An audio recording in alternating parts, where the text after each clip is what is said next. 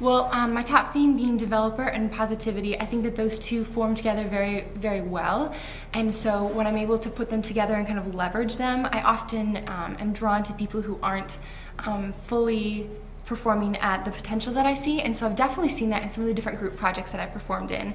because I kind of take the role of an unofficial leader. And so for instance, just this past semester in the fall, I was in a group with a management class, and so since I became a business major later on in college, I was taking a sophomore level class as a senior, and so I just kind of automatically took the role of an unofficial leader. One guy was very, very analytical, and one girl was very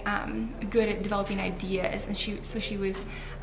just very different than all the rest of us. And so I kind of acted as the person who kind of developed and cultivated the themes of each person in the team, and I really got a lot of joy out of seeing the potential in people and then trying to draw it out of them. And so sometimes giving them a piece of the puzzle that they wouldn't have naturally taken, but I saw that the potential that they could become better at.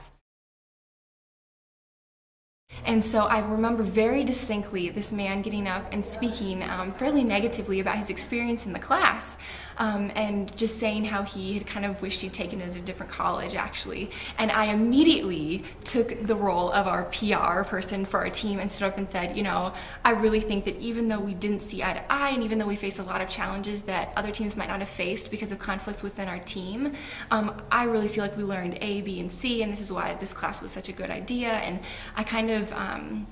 I just couldn't let him speak so negatively of our team, and even so negatively of our professor. I found it very disrespectful, so my positivity just kind of shone through. And he actually